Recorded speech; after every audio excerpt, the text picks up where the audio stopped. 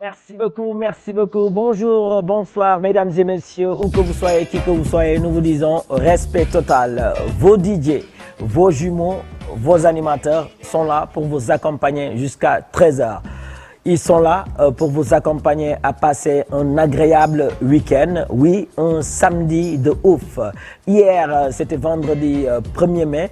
Aujourd'hui, on est samedi, c'est le 2 du mois de mai. Bienvenue le mois de mai. Jimo. Comment tu vas? Ça va. Bonne fête de travail. Hier, tu l'as vécu comment? Le 1er mai. 1er mai C'est pour les travailleurs. Oui. Ils sont reposés. T'es pas un travailleur, toi? T'es un bosseur, non, moi je fais pas partie des travailleurs parce que hier, donc, on a bossé, toi, tu sais. Tu as bossé hier? Ah ouais, donc Okay. Normalement, on ne devait pas bosser. Normalement? Voilà. Donc, on a fait plaisir à pas mal de gens hier, donc fête du travail oblige. Tu étais où hier? Hier, on était au niveau du Sen Park. Sen Park. Sen Park, voilà. Quand gars instant yi ñu reposé wu yow yaa ngi doon liggéey Sen Park. Waaw ñoo ngi donc Sen Park qui accueille les enfants, les papis, les mamies, les jeunes. Voilà, donc c'est un parc qui se trouve juste au rond-point vers en face à l'école Seydou Nourou Tall. Voilà, donc les VSD, on est là-bas bien sûr pour tenir en haleine les enfants avec de la bonne musique bien sûr, des jeux à n'en plus finir, des artistes, il y a à manger, il y a à boire. Donc foog gars yi week-end yi léeg-léeg ñu fay doxantu quoi. Super. Alors pour ñi nga xamante ne jamono ji ñu ngi seetaan ñoom démb dund nañ 1er mai lan nga leen di wax. Ben, bonne fête à eux et puis voilà, continuer de bosser parce que liggéey rek moo am quoi ku job fayee quoi job rek. Amul leneen. Il y a que le travail qui paye bien sûr. Aïcha mu ngi noonu donc aujourd'hui un programme riche vous attend. Pendant 1h30 minutes vous serez en compagnie de vos jumeaux mais on ne sera pas seul. Oui, ils vont défiler one by one, les artistes bien sûr, les chroniqueurs, chroniqueuses, les journalistes et autres pour nous accompagner à passer un excellent show, un excellent week-end. Alors sur ce, très rapidement, nous souhaitons un bon rétablissement à ces personnes malades dans les lits d'hôpitaux au niveau des cliniques parce que on est le matin am na ñoo xamante ne yeewu nañ seen yaram neexul seen ndigg neexul seen tànk wala seen en tout cas on leur souhaite un bon rétablissement ñu ngi ci hôpitaux yi ci cliniques yi fu ngeen mënta nekk jamono ji vous êtes malade PNJ vous souhaite un bon rétablissement à ces personnes détenues connectées au niveau des 4 murs waa Rebeuss waa Camp Pénal un peu partout à travers le monde entier ñoom amatuñu liberté ñu ngi leen di ñaanal fu ñu nekk yàlla na leen fa yàlla jëlee te bés bu ñu génnee erreur bi nga xamante ne def nañ ko ba dugg foofu buñ ko defati ñi nga xamante ne génn nañ àdduna aussi une pensée pieuse pour eux daaw jamono ji ñu ngi woon ak ñun mais ren nekkatuñu ak ñun donc à toutes ces personnes qui nous ont quitté une pensée pieuse aussi pour que leur âme demeure au paradis noonu la ñuy démarrer suñu émission donc sans tarder ji nga wax ñu fan la ñuy dem. Voilà donc aujourd'hui comme d'habitude chaque Week-end Star c'est fait aussi pour les artistes on va recevoir des artistes tout à l'heure mais avant ça il y a pas mal d'artistes des hits des nouveautés des exclusivités ay sons yu bees tàkk ay clips yu bees tàkk sous la complicité de notre réalisateur qui se nomme tout simplement Pape. kon Pape moo ñuy gunge. waaw Pape il est jeune te. pendant le son top. waaw top ñu ngi koy jaajëfal bu baax tey ñoom la ñuy àndal dañuy dem directement ba Mbour. bon saa yi Petite Côte bi yooyu seet waa Akhlou Brick. Akhlou Brick. Akhlou Brick la ñuy seet dañuy génne lu bees en mode live bien sûr. Voilà donc on va découvrir ça ensemble. Aïcha très rapidement fekk ji fa Mami Ange aussi ensemble on va découvrir Akhlou Brick Paradise. En mode live mention spéciale à tous les jeunes de Mbour Saly parce que PNJ tous les mercredis on est là-bas à l'étage de Saly. Big up. Akhlou Brick nice clip ah. waa Mbour mention spéciale à vous. alors man clip bi nag maa ngi koy may tout le personnel de Sen Park démb ñoom dund nañ le 1er mai en famille bien sûr en commençant par monsieur et madame Omaïs en train de nous suivre mention spéciale à vous bonne fête de travail à vous et puis mention spéciale à vous monsieur Abed Safa en train de nous suivre aussi mention spéciale à lui monsieur Aboudi Omaïs monsieur Rabia bien sûr mention spéciale à madame Nazal en train de nous suivre mention spéciale à Mohamed Yassine à madame Nounès Sokhna à mademoiselle Yarouk Diana, à Daniel Talon, à Nene Diaw, à Isabelle Dacosta, big up à Carla Mendez, à Sadio Bandaï, à Adama Bari Sow, Fatou Bakhoum, à Tabara Diouf, j'ai laissé la yor nag de.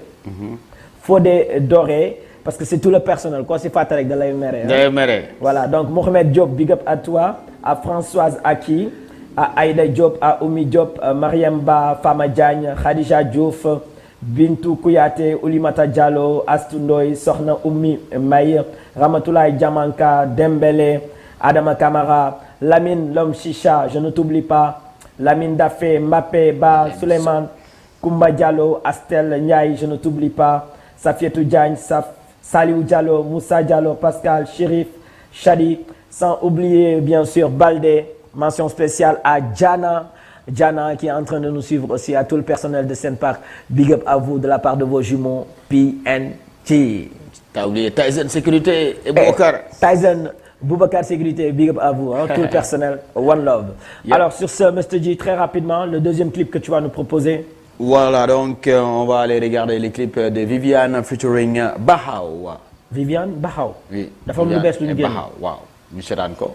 kon yow saa yoo ñëwee rek da ñuy may lu bees. waaw noonu laay yeewee gars yi. mais bul fàtte xale yi tamit ñu ngi seetaan de. ah waaw xale lan nga après Viviane ak Bahaw bi. ah xale yi. waaw d'accord. D'accord. Les enfants, préparez-vous. Après les clips de Viviane et de Bahaw, on va faire plaisir à tous les enfants qui sont réveillés très tôt en train de suivre PNJ. Les papas, les mamans, préparez-vous. Let's go. ñu dem. Viviane.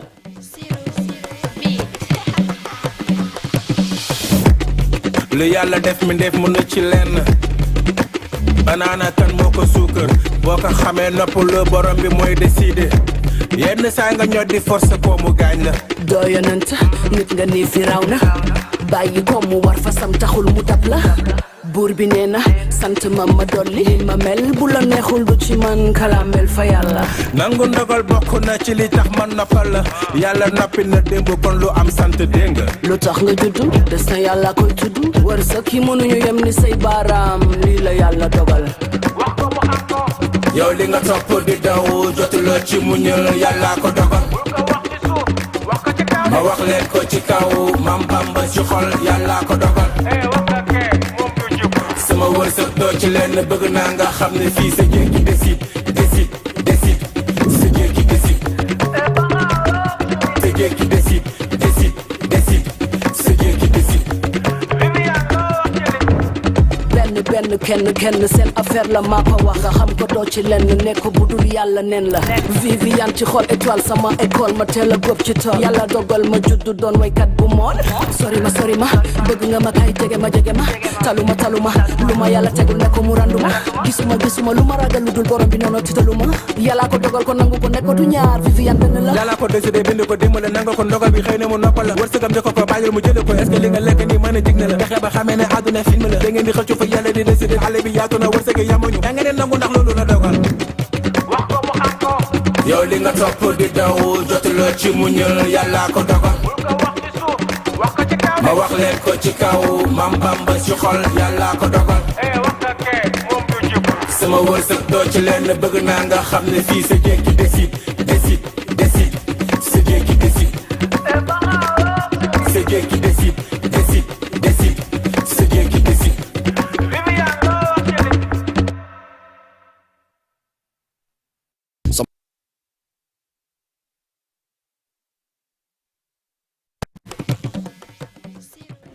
La princesse, voilà donc de la bonne zik pour vous accompagner bien sûr, des nouveautés, des hits, des exclusivités bien sûr dans Week-end Star.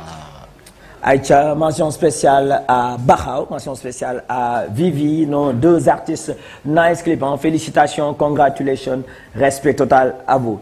J, sama son da nga ma koy may léegi. kan pour xale ya. Voilà. xale lan nga bëgg ma may. Les enfants.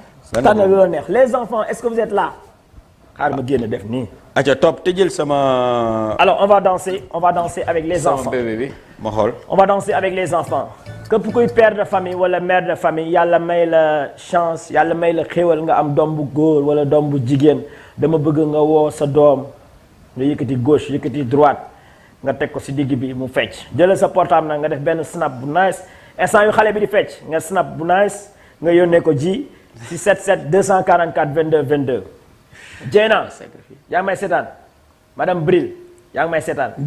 voilà weekend passé gis naa sa doom seen parc dama bëgg suñ tegee son bi nga yëkkati bébé mu fecc nga snap ko yónnee ko ji si 77 244 22 22 ji ñu dem. voilà donc Fa Vivi ñu ngi koy nuyu mu ne na kontaan si Viviane bi Maktar nga xam ne club Vivi la nekk c'est son anniversaire Maktar joyeux anniversaire à toi. Fatoumata Kouyaté bien sûr connecté depuis Kolda big up à toi. voilà donc madame Camara tamit ñu ngi koy jaajëfal bu baax ils sont nombreux en train de nous envoyer des 144 22 22. xool Eva bi ne ma nee na bébé est déjà en place. bébé Grace tu es en place. Marie-Pierre tu es en place. Clarita Rose allez on y va. Dieyna message ma su turu doom yow tamit ñu dem le son yokkal son bi. top yokkal suñu retour.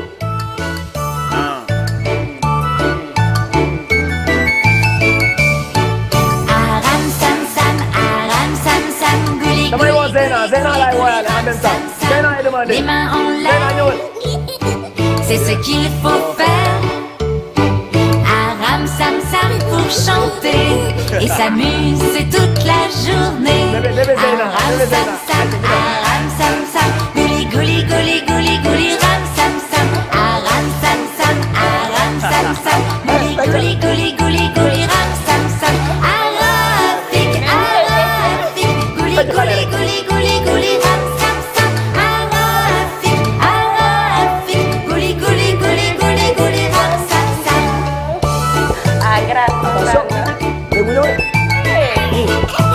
Maintenant, un peu plus vite. Aram sam sam, gouli gouli gouli gouli gouli ram sam sam. Aram sam sam, gouli gouli gouli gouli gouli ram sam sam. Arafik, gouli gouli gouli gouli gouli ram. Coco coco lay lay, coco coco lay lay, coco coco lay lay, coco coco lay lay. Comment tu t'appelles? Je m'appelle Osman. Coco coco lay lay, coco coco lay lay, coco coco lay lay, coco coco lay lay. Comment tu t'appelles? Je m'appelle Sopo. Coco coco lay lay, coco coco lay lay. Aïcha Zeyna.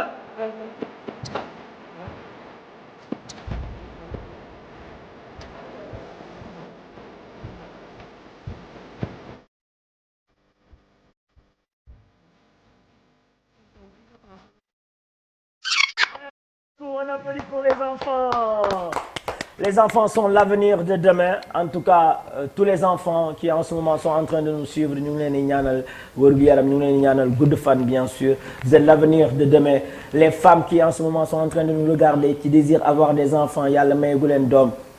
yàlla leen ko yàlla may. am na ñoo xam ne seen nañ 2 ans 3 ans 4 ans 5 ans ba léegi amaguñu tuuti tànk bu góor wala bu jigéen ñu ngi seetaan émission bi seen xel mu ngi dem si am doom donc jamono ji nga xamante ne yaa ngi seetaan ñu ngi la koy ñaanal ñaanu Seex la ak ñaanu Zeyna n'est-ce pas. dëgg la amiin. Aïcha ñu bàyyi la nga nuyoo Zeyna. alors maa ngi leen di nuyu yéen téléspectateurs yu TFM di nuyu aussi ñi nga xamante ni mooy sama jumeau préféré maa ngi leen di nuyu c'est un plaisir ma ñëwaat fii nga xamante ni mooy plateau Weekend Star toujours un plaisir rek jàkkaarloog yéen sama jumeau yi ma leen di jaawale naan. PG di nuyu aussi sama famille xam naa ñu ngi toog di ma seetaan samay premier sponsor maa ngi leen di nuyu yéen ñëpp voilà tey nag comme d'hab rek ni ñu ko daan defee andil leen actualité sport. actualité sport pour ñi nga xamante ne samedi passé. seetaanuñu émission Weekend Star. donc jëmm ji ngeen di gis journaliste la.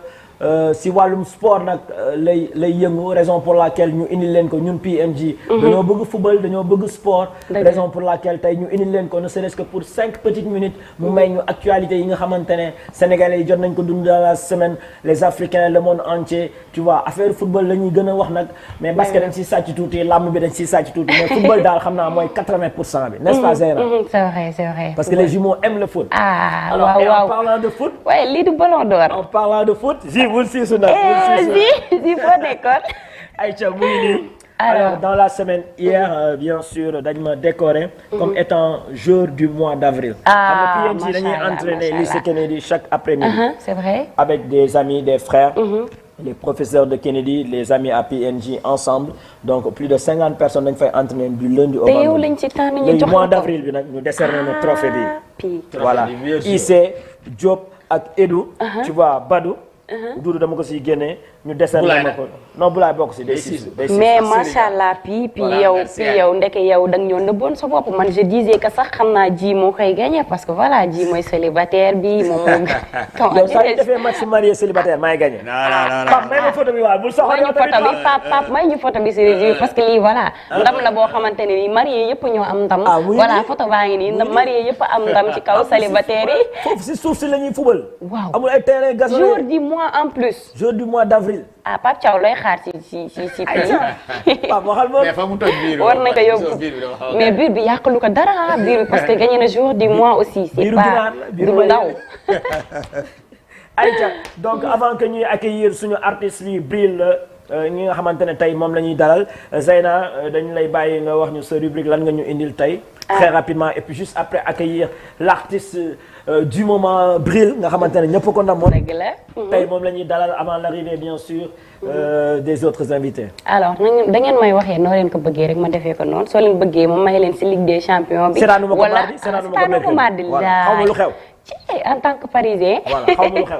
alors ñu andi leen actualité Ligue des champions ñu gis ne voilà match bi nga xamante ne moo opposé match Bayern ak Paris Saint-Germain mu nekk finale avant l'heure match boo xamante ne àdduna bi yëpp moom lañ doon xaar man moom damaa xaar kaas ba sonn parce que dama ne match bi finale la waroon doon parce que waru woon nekk demi finale li yàq la tellement que mais comme que demi-finale match bi dafa bëri waaw wax nga dëgg surtout côté boobu waaw dinañ dundaat sa sensation yi ñaari yoon ñu gis ne Bayern Munich dem na fële ca Parc des Princes mu perdre foofu Parc des Princes moom waa équipe la boo xamante ne nii ñoom Ousmane Dembélé ñoom ils vont pas se laisser faire Ousmane Dembélé Ballon d'Or moo fa nekk ñu fekk si ki nga xamante ne mooy Ousmane Dembélé Ballon d'Or ñu gagné 5 à 4 mu nekk match boo xamante ne match bu intense la woon match bu neex ba tax na nag ki nga xamante ni mooy Bayern moo ouvrir score bi avec Henry Kane un penalty Henry Kane nga xamante ni il est toujours égal à lui-même mu nekk match bu metti ba pare Bayern man xam nga la ma jaaxal si ñoom pii Bayern dafa nekk équipe boo xamante ni ni muy dugalee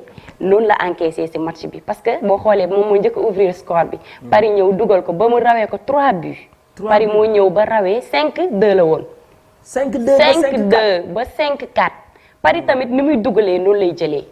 ok waaye seen défense bi ñoom tamit baaxul Bayern na tamit seen défense baaxul te man du ma wax sax seen défense baaxul mais seen attaque yi ñoo garaaw quoi parce que attaque bi nga xamante ne moo composé de Henry Kane de Olise et de Luis Diaz attaque boobu.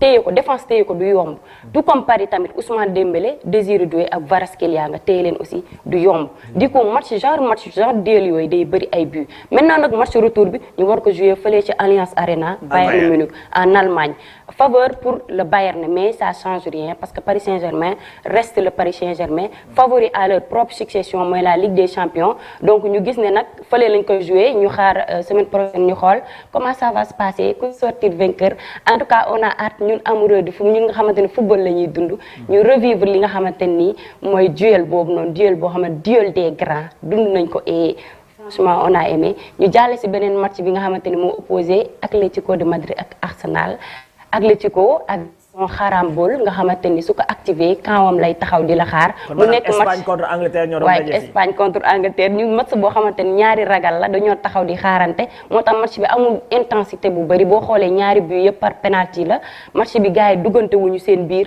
xam nga Atlético moo nekk équipe boo xamante ni buy football ak yow pour la première fois dalay natt bu la nattee nag comme ni mu def FC Barcelone.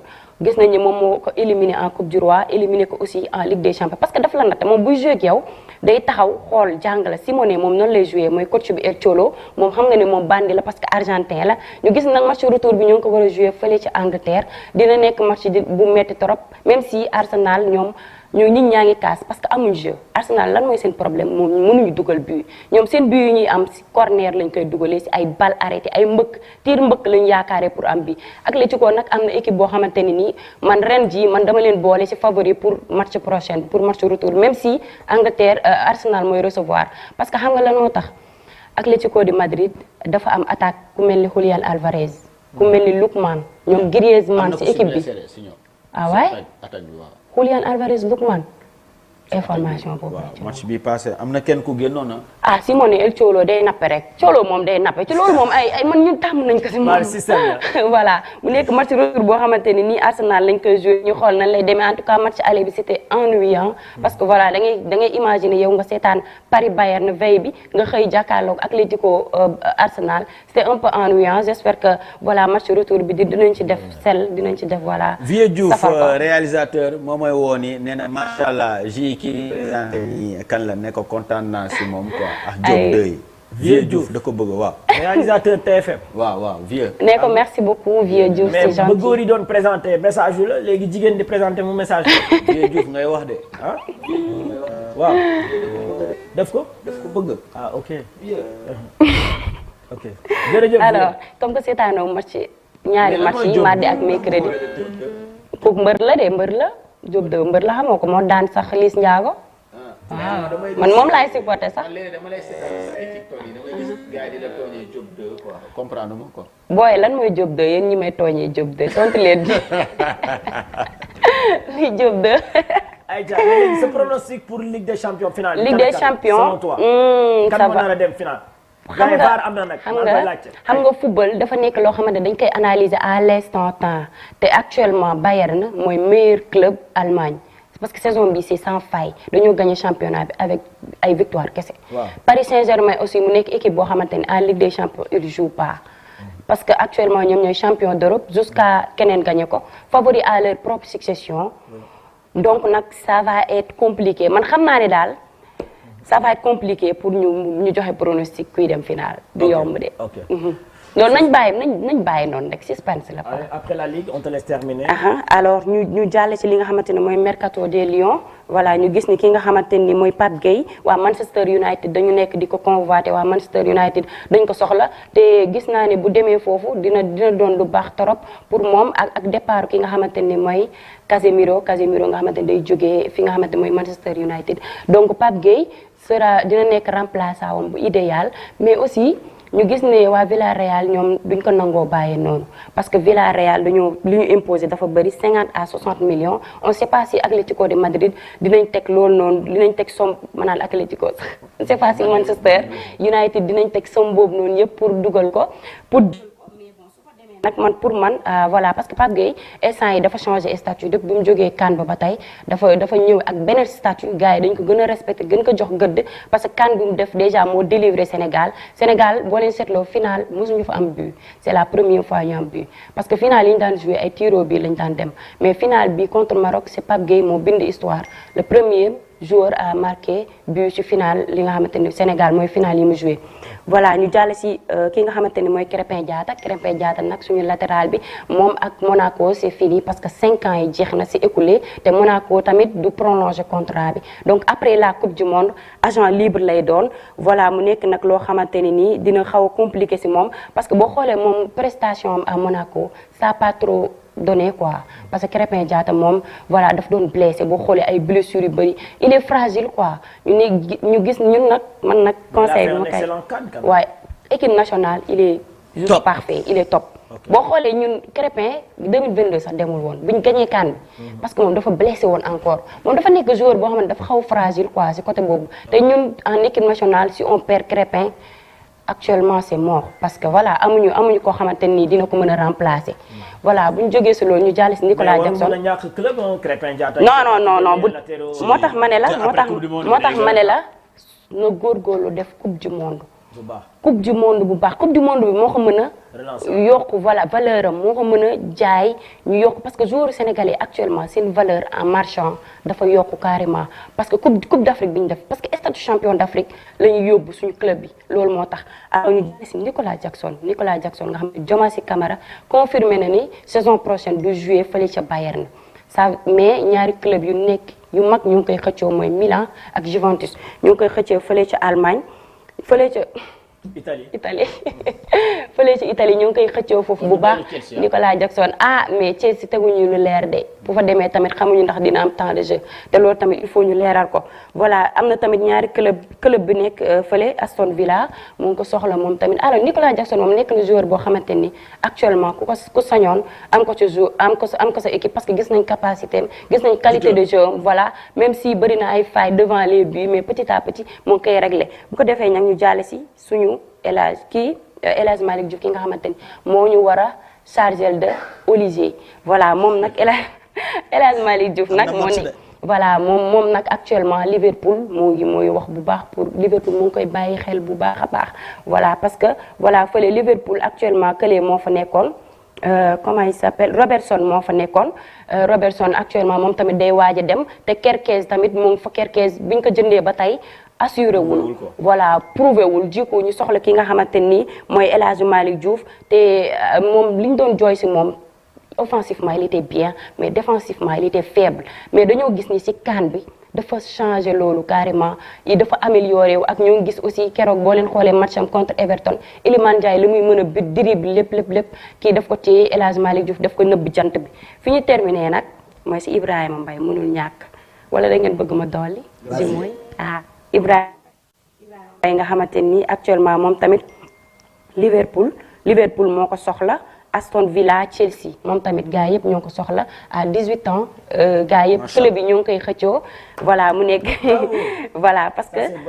voilà parce que waa Chelsea ñoom lu tax ñu gën kaa soxla ils ne sont pas satisfaits de Garnacho parce que Garnacho bi ñu ko jëndee ba tey li ñu doon xaar ci moom amuñu ko moo tax ñu soxla Ibrahima Mbaye pour mu remplacer ko gis nga club yi yëpp dañ ko soxla ay club yi yëpp ñu ngi koy bàyyi xel voilà donc voilà mais li ma koy conseillé daal mooy que mu bañ a dem Angleterre léegi parce que il a 18 ans voilà su ma sañoon non xam nga la moo tax il ne faut pas brûler les étapes quoi parce que il a 18 ans su ma sañoon Paris comme joué wu fa ñu abale mu des ci Ligue 1 bi quoi ñu abale ko ay Lille comme ça dina mûrir foofu noonu ñu football lañ lay wax de ci loolu wóorul football lañ lay wax parce que Angleterre non il faut mu mûrir parce que déjà Paris Saint-Germain amu fa temps de jeu bu bëri du coup buñ ko jëlee tëb yóbbu Angleterre imagine.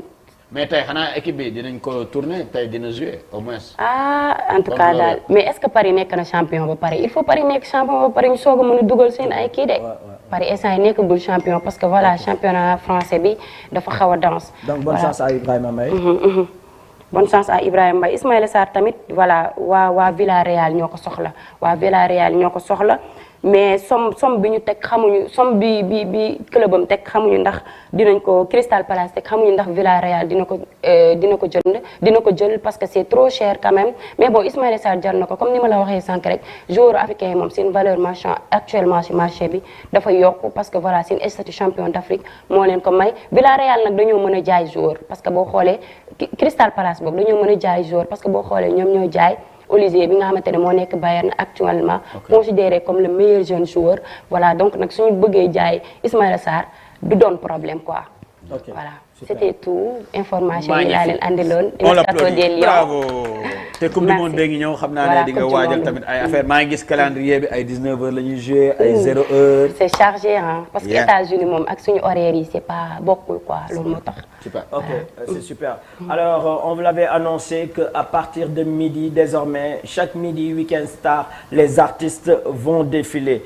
alors sur ce bien sûr l'arrivée de Bril oui, qui fait partie des meilleurs artistes aujourd'hui, meilleurs beatmakers parce que non seulement il est artiste mais tey artistes yu bëri yi ngeen di gis ñuy génnee seen ay son moom mooy defar son yi moom mooy bind son yi les séries yi nga xamante ne bëgg ngeen leen je parle de Pod et Marichou boo xamante ne Eva bokkoon na si Marichou bokkoon na si tey su amee benn bruit boo xamante ne amoon na ko moom la il fait partie bien sûr des premiers beatmakers à réaliser des sons pour les séries et en parlant de séries aussi am na jëmm joo xamante ne ji tey jamono ji mu ngi fii moom day def série yu extraordinaire elle fait partie aussi des pièces maîtresses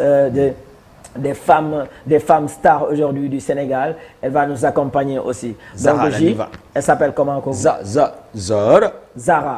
Donc Zara aussi elle est déjà là comme que affaire série la affaire Bril la affaire ñoom ñëpp c'est la même famille quoi.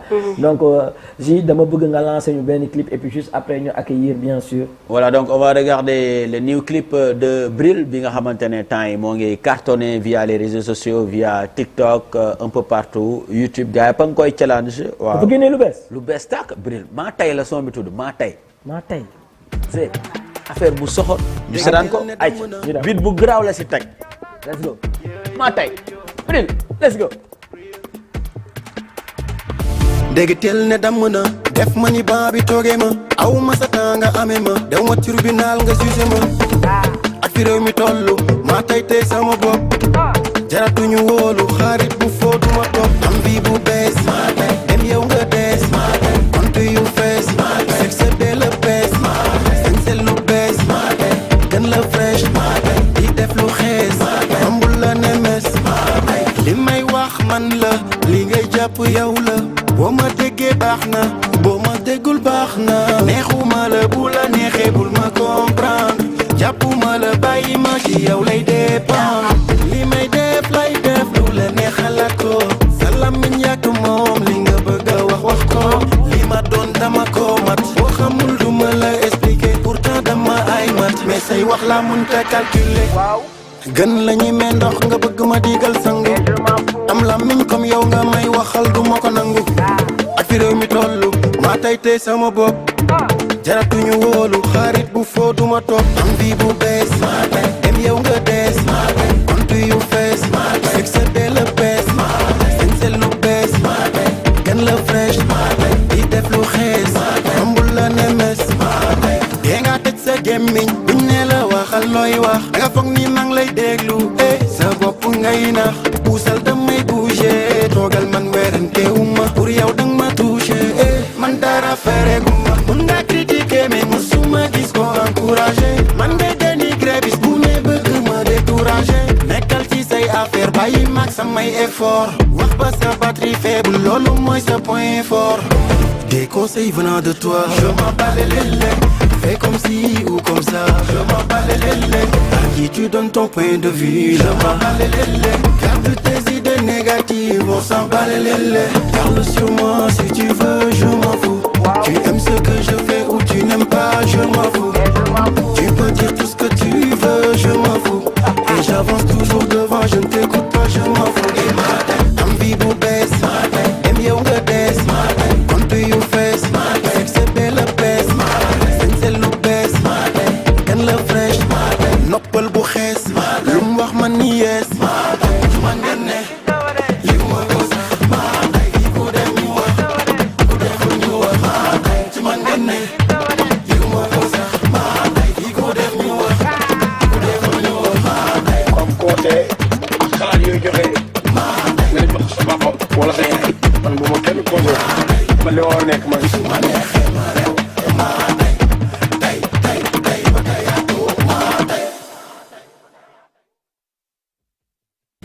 yaa wala boog Mr P Mr G maa ngi leen di ziar bu baax a baax a baax. moo ngi cool. waaw maa ngi nii sant yàlla alhamdulilah. wala moo ngi nice. waaw moo ngi cool. mais gars yi kontaan nañ de si dalal la fii si Weekend Star. merci beaucoup maa ngi gën a kontaan naa vraiment ci invitation bi di leen remercier bu baax a baax. di profité di nuyu waa Sénégal yëpp. di nuyu képp koo xam ne fans Bril nga di nuyu tamit képp koo xam ne yaa ngi toog sa télé di seetaan di nuyu sama famille di nuyu sama famille Kër Jabar. di nuyu waa Caaroy waa Jàmmagën sama waa koñ yëpp.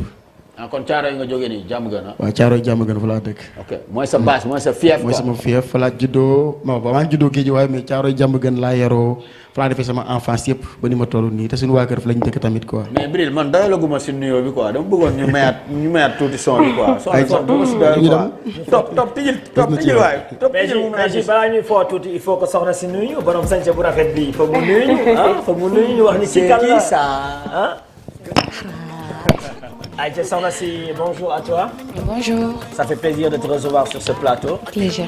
tey gis nga de dama la sàcc instant yu Bril di ñëw ma ne non force da ngay yéeg quoi. waaw yëngal la tuuti comme ça nga yeewu. waaye gis naa loolu Bril moom sama xarit la nit ku baax la. et gis nañu aussi li muy def macha allah waaw. yow naka nga tudd. Zahra. Zahra. Zahra. Zahra. Zahra marque la Zahra. Zahra. waaw. ok turu lan nga yow naan nga wala lan nga. est-ce que duma indo. Indo ah bii Indo la ah waaw dafa mel ni rafetaayu Indo la yor de ah.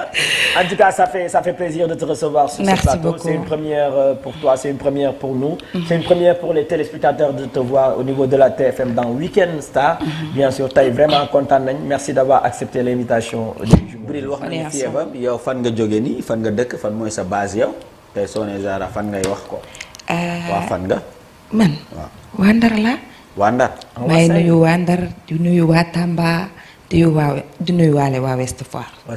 Saint-Louis Tamba. Ouest Foire exactement. ok super. Donc waa Saint-Louis big up à vous waa Tamba big up à vous waa Ouest Foire one love. Ouais. Donc on va se mettre là-bas et puis laisser Bril ak J xam nga moom J xamante nañ ñoom. D'accord. Aja Bril ñu dem au milieu. D'accord pas de souci. Bril ñu dem topp tijjel son bi topp tijjel fii. ah.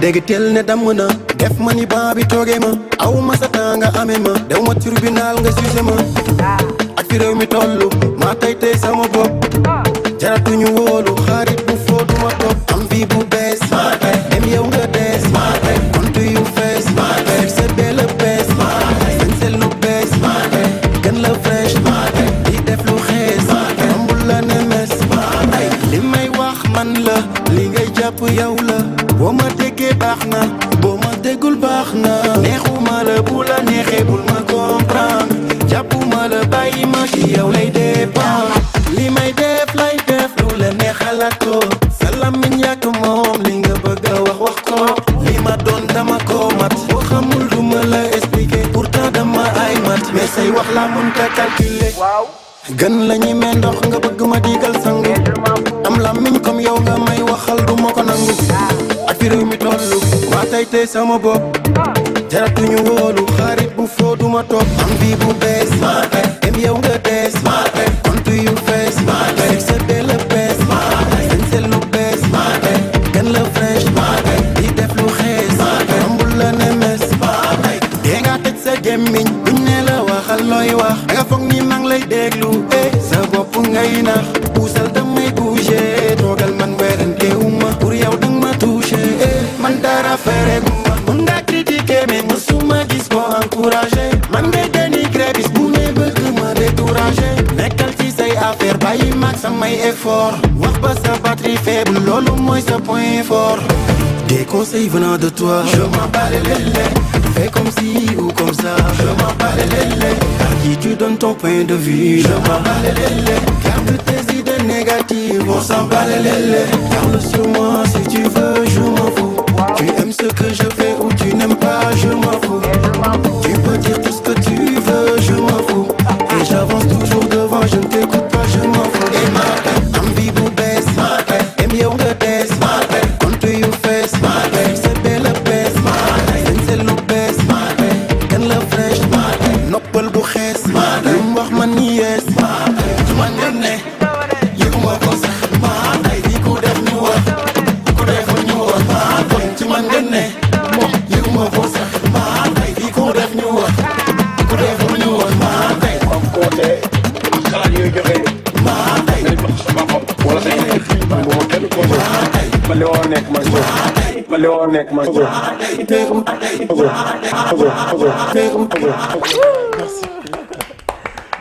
Aïcha Bril ñu bàyyi la nga rejoindre bien sûr derrière le plateau à côté de Bril Zahra Week-end Star Zahra ou Zahra lu bees tàkkal. waaw Week-end Star moo tay de moo ko wax. Aïcha Bril nee na moom moo tey sur ce plateau de la TFM. Alors Zeyna naka nga gisee tey Bril c'est une première nga gis ko. Ouais, c'est une première mu ñëw fi te vraiment il a assuré comme d'hab man moom Bril dafa nekk artiste boo xamante ni dafa ma doon jooyloo mooy li nga daan woy noonu woyal ma ko tuuti rétro yi. Tout a commencé quand nos regards se sont croisés. Elle a renversé mon cœur, elle l'a fait chavirer. Dans ma dof ci moom, j'ai perdu la tête. Notre histoire est cool, il ne faut pas qu'elle s'arrête. Baby, t'es mon soleil, tu brûles tout autour de toi. La glace devient vapeur, tes yeux me laissent sans voix. Yow rek la dof dafa leer, baby yaay Oh.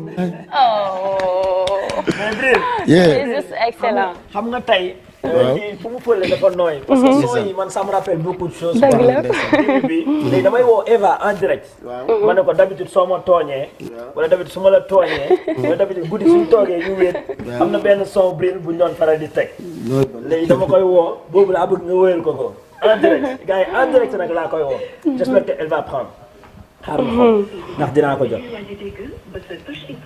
lii fii rek la am émission PNJ. Dafa neex. tout se passe en live and yàlla direct. bu ma fàtte parole rek.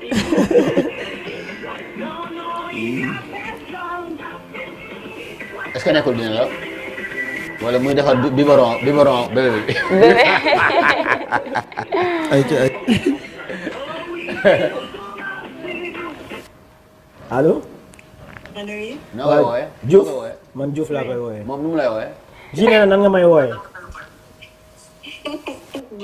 Diouf voilà. ok yaa ngi en direct ak Bril avec mes deux stars aussi Zahra ak Zeyna. léegi xam nga lan laa bëggoon ah. nga wax ma ban son laa la doon faral di ñaan guddi si avant ñuy tëdd son wu Bril. si son wu Bril yu début bi. Gangsta Love. Gangsta Love waaw. léegi boobu laa bëgg boobu laa bëgg mu may ñu en direct bu raccroché nag d'accord da ngay déglu son bi yow laa koy may en direct d'accord. acca Bril yow doo snap li yow. Ah, lii dama koy sinap. tijjel sama son. ñu dem. ñun ñaar li ñuy dund kenn mënu koo xam tey dañuy gisee bu suba ñu réeroo mën nañ xulloo ma foog ni man rek nga bañ te bu ma la sotte nga def ma sa héros duñu ànd te duñu bàyyi tey mën nañoo xulloo suba ñu gisee wàccu bo bis ku ne ñu laaj ma lan ngay toppee kii am na sax ñu naan ma gis nañ la keneen ko hey girl stop trying me yo nee balaa nga am jàmm rek yow foog ñu jotee sometimes I think girl you crazy yo ni nga may melowee man noonu laa la bëggee mënuñoo jàppante mënuñoo bàyyante mettit bi ñuy dund mel ni mooy suñu mbégte gangsta gangsta gangsta gangsta love li mooy gangsta gangsta gangsta gangsta love tey ñuy rayante suba ñuy rayante am na loo ma def ba mun a duma la fàtte gangsta gangsta gangsta gangsta love li mooy gangsta gangsta gangsta gangsta. Eva ayca lan nga wax loo wax. yaa ngi dégg bëgg ñu ne bravo. ndeysaan. allez de rien yéen a ko moom. yaa ji ci demande ndax da ngay dund Gangsta Love.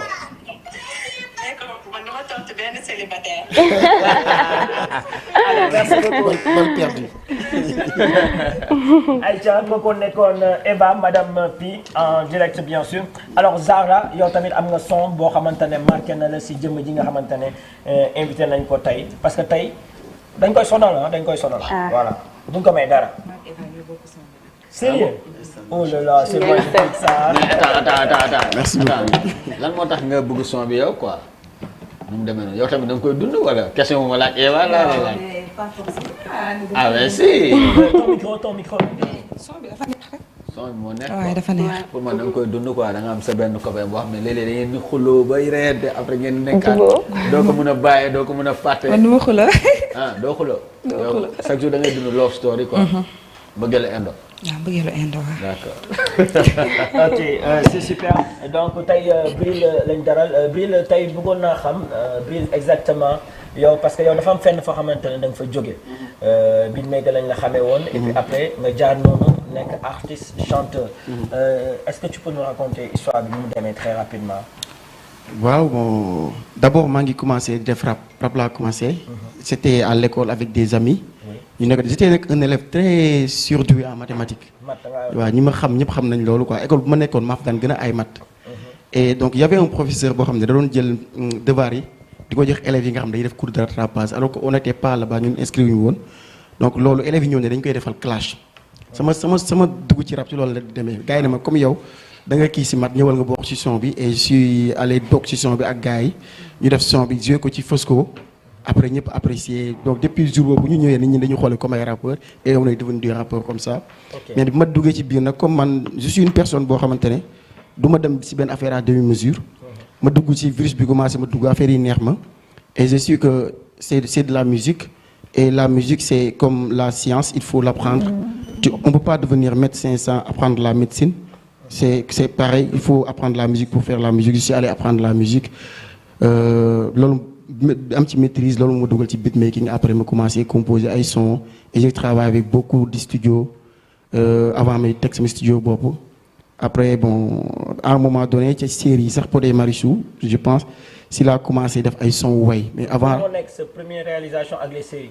waaw première réalisation ak les séries parce que après si laa jógee sax liggéey ak ay séries yu bëri mais bon te c'est une série qui m'a donné beaucoup de visibilité may remercier d'abord waa Marodi de passage waaw tey am na ñu bëri ñoo xam bu ñu xamee Bril c'est à travers cette série voilà ma leen di remercier bu baax a baax ci loolu noonu fa laa commencé nag après di way et je suis que dama am dafa bon da am loolu laaxatu ci man peut-être parce que avant je faisais que du rap mais bi ma commencé di way dama amat benn public bu gën a ngande sax li ma amoon ci rap bi quoi et après je suis que ni donc l'important c'est le message qu'est-ce que c'est que le message passe nit ñi di ko déglu après si laa gën a def ay son way def ay son yu bëri yu cartonné si way bi j'ai sorti un album suba qui a eu beaucoup de hits et voilà depuis boobu léegi maa ngi si affaire yi. kon instant yi mën nañ ne rab bi doxul noonu way bee ko gën a dox quoi. waaw man sama côté am na ñoo xam ne peut-être bu ñu rabee day dox. et amul par exemple y a au Sénégal képp koo xam ne tu es sincère avec toi et que tu es rappeur bu ñu la laajee Bril da nga naan ku mu rap la bu fekkee soxoroo quoi mais dafa am loo xam ne yàlla moo ko def am na ay ñoo xam ne ñu ngi ci koñ yi ñu def Sadio Mané mais kenn xamu leen donc si rap bi peut-être loolu moo si daal su ma rabee lu mu nice du dem carrément quoi comme yeneen gars yi ni muy demee mais quand j'ai chanté defuma ci sax ay effort yu bëri son yi ngay dégg nii yëpp du ay son yu ma toog bind ko damay teg micro bi rek way ko directement yëpp bindu ma si dara. et pourtant ça a cartonné def na tour du monde dem naa sax fu ne voilà tey moo tax nit ñi gën ma xam daal am na loo xam peut-être yàlla moo koy def daan la fii boo fi jaaree mooy gën a gaaw. ok tey fan ngay situer sa bopp yow Bril le rappeur Bril le beatmaker ou bien Bril fan ngay situer sa. non je suis le polyvalent. je suis quelqu'un qui fait tout. tey même boo demee dans si création musicale bi ñu nekk les studios d'enregistrement y a des beatmakers ñoo xam ne beat rek lañ mën defar. ñoo xam ne mixer rek lañ mën ñoo xam ne masteriser rek lañ mën man dans un studio tu viens je fais tout maay defar beat bi maay mixer maay masteriser d'ailleurs am na ay artistes yu bëri comme Ngaaka Blindé seen son yu mujjee génn yëpp maa ko mixer maa ko masteriser defaruma beat yi mais son yu mujjee génn yëpp ci année bi yëpp maa def mixage bi ak mastering bi tu vois One Lyrical son dernier album maa def mixage ak mastering yëpp donc je suis un polyvalent koo xamante ne mën na defar beat mën na mixer mën na masteriser mën na rap mën na way mën na bind texte quoi loolu yàlla moo ko defal. tey Zara bi toog ci plateau bi. ak Zeyna les deux Z. tey bëggoon nañ xam en dehors de Ngaaka ak One Lyrical bi nga tudd léegi. yan artistes yu siiw. nga jot a liggéeyal. te liggéey boobu seen def na effet seen son wala seen clip def na effet. su mel ni kan ak ban son. loolu moom bëri na aujourd'hui il y a des artistes yoo xam ne presque seen carrière yëpp maa ko def comme Djiba tous les hits qu'il a fait man maa ko def. yooyu yàlla dafa dogal yëpp tous les hits qu'il a fait son boo fi cité man maay compositeur nañ gën a jege Bril quoi nañ gën a jege Bril su fekkee yow kaana nga yow may ñu benn son Djiba bu siiw rek ma laaj ko ndax bi yow yaa ko def wala defoo ko fi preuve foofu ma am de preuve benn Djiba rek top yëgalal ñu pour ji Bastung aussi Bastung ay son yu bëri maa composé j'ai fait Bastung Samba Peuzzi The Love ñamaxi Bastung avec Jeyla donc ay itam yu bëri Bastung son yu waaye et jusqu'à présent même bu fekkee composé wu ma ko sax Bastung mënul dem benn studio def fa son ba mu pare sax fu mu munti dem bu defee son da ko indiwaat ci man ma terminer mixage bi ak mastering bi da am ñoo xamante ne yàlla mooy def loolu sama diggante ak ñoom tu vois mën nañ sax dem fenn ci ku mën mais man la ñuy gën a wóolu quoi dañ naan tant que Bril laalul affaire yi man du ma ko génne sa loxo moo graaw macha allah ay Bastoun ay Viviane Viviane liggéey nga moom Viviane waaye j'avais fait une composition pour elle. mooy ci affaire u Sénégal ci coupe du monde bi man sax ma bokk naa ci clip bi. c'était à travers Baxaw. waaye à part ça je fais Abdou Guité Seck. son bi yëpp maa koy def. même le son Ousmane Sonko m'a composé. et ma femme toute sa carrière yaakaar naa à part Babam. toutes les musiques qu'elle a faites man maa ko def. Diena men sa jabar. waaw tout. waaw c'est vrai noonu la demee parce que bon. musique moo ñu boole. Zi yaay posé lu ne loolu posé wu ma ko de Zi moo ko posé Diena. xam noonu la demee sax. ay damay ñu si tuuti seen histoire ak Diena. c'est-à-dire que su ma ne ko des fois ma ne ko yow man j'étais à l'école j'étais un surdoué en mathématiques instant su ma dugaloon ci musique ay ingénieur laa nekk dama sax xam. mais destin dafa am quoi. yàlla moo tax xam la moo tax mu dugal ma ci musique parce que dama waroon tase ak moom. su ma dugaloon ci musique duñu tase ma ak moom. ci musique bi lañ xamante mu ñëw def benn son bi c'était dina baax. et d'ailleurs mu nekk son bu ëpp ay vues sax ci son bi ça a plus de 25 millions de vues je pense. Wow. Et quand on a fait ça après ñu xamante naturellement après commencé di liggéey. et on a voulu faire d'autres sons comme dara xewul et xarit si loolu nag sax après liñ dugg naturellement après ñu dem ba xamante commencé nekk après y a eu ay rumeurs ay affaires et tout mais on a tenu bon jusqu'à ce que aujourd'hui elle est ma femme. y a eu des obstacles et tout mais teewul ngeen tenir coup bi ngeen marié wu wax puis yéen ci ñu ñëw animé seen mariage. yéen tamit ngeen joué ci rôle bu important et on vous considère comme nos frères et nos partenaires. Parce qu'aujourd'hui fépp fu ñu nekk yéen a ñu fay fekk. récemment rek lañ dem Kolda ñëpp xam nañ Kolda nu mu soree ngeen bàyyi seen lépp ñëw fekk ñu ba foofu noonu. et vous avez embelli la journée ñu leen si remercier bu baax a baax a baax. ok super c'est énorme. voilà de passage ñu ngi koy nuyu bu baax Diena. de passage elle est trop gentille. waaw elle est trop gentille parce que souvent dañuy daje ci King Malik maag moom foofu la ñuy defaroo suñu bopp yi tout. même que yow ah. voilà mais nit ku baax la franchement elle est trop gentille elle est ouverte waaw. mais Zara yoo la ñuy bàyyi nga poser question ci clip bu bees bi nga xamante ne Bril indil nañu ko balaa ñu ñëw yow tuuti ci sa carrière. Papa am na lu ma la yónnee sa WhatsApp tamit nga si bàyyi xel. ok ça vas-y clip bu bees bi loolu la neex poser ko clip bu bees bi. fan la ko tourné kan la ko tourné sañse yi tourné lu la neex. kan moo la sañsel ci clip bi. sama jabar nag mooy sañsel quoi mooy sama style si moo naan ma yow lii moo la gën a jàpp. solal lii et je lui dis que bon xoolal rek lu gën a nice quoi. mooy seetaan wala dara. non mooy seetaan. moo ngi seetaan kon baax na waa lan moo tax nga ne yaa tey ci lan. bon parce que dama am ay expérience yu bëri expérience yu bëri ci Sénégal dafa nekk dëkk boo xamante ne boo nekk ci benn affaire kenn du la jàppale dañ lay seetaan mais booy def ñi nga xam ne defuñu dañuy profité jug di la critiquer en fait duñ la waxal dara lu baax tout ce qu'ils font pour te décourager pour nga bàyyi en fait maa tey je l'ai fait pour donner confiance à beaucoup de personnes man xam naa ne am na ñoo xam ñoo ngi seen néeg bëgg nañ def dara mais waxu nit ñi la ñuy sóoraale ba duñ ko def te àdduna pour man ñaari nit kese nga war a déglu mooy ki nga xam te ne mus na laa féliciter publiquement taxaw na ci kanam nit ñi ne diw mi kat li muy def nii baax na ak ki nga xam te ne moo la raw ci àdduna ñaar ñooñu bu ñu la critiquer moom déglu leen parce que li ñu lay wax da lay amal njëriñ mais à part ça képp ku wax ci yow dara ci li ngay def ne ko maa tey c'est ça. ok donc son bi da nga ko waaj wala da nga jëkk-jëkk nii rek jóg def ko. bon son bi c'est man en fait son feeling laa koy defee parce que il faut que ma dund ko d'abord parce que man bëri naa ay affaires yu Bril waa Jiba même son la Bril defaral Bril nangam sangam son bi muy defar baaxul te pourtant j'ai fait des hits tey jii nii soo totalisé li ma def ci ay hits au Sénégal nga dem YouTube nga toog jël Jiba Bastoun Dieyna Abdou Guité nga dem ci Gambie jël Awa Gambia dem Guinée Conakry jël Sayfon Balde dem Mauritanie jël Babs Oji jël ñooñu ñëpp nga totalisé seen i vues jege naa 1 milliard de vues. te pourtant ba léegi gars yi ñu ngi critiqué. mais Bril da nga international kon. Gambie Afrique de l'Ouest. non maa ngi sant day làkkatu saa bi kay sant yàlla rek mais non dañuy suturlu rek sant yàlla. day làkkatu amuñu dara. vu que da nga ne des fois son yi doo ko bind da ngay jékki-jékki nii rek. inspiré ko. woy ko mais ça t'arrive pas des fois nga fàtte mooy. waaw chaque jour may fàtte mooy. gisoo sànq bi pii di wax son bi nga xam te moom lay baaloo je pensais que am sori lay wax te am sori fàtte naa parole yi. j'étais sur mon téléphone nii di xool. am naa caméra bi yàlla ma ne non ay bu waxee am sori j'ai oublié les paroles. waaye c'est ça damay génne ay musique mais la plupart man son bu xasee ba génn dootuma ko déglooti. loolu sax je pense que artistes yëpp la parce que su son xasee ba génn yow da ngay concentré ay yenn affaires yu bees.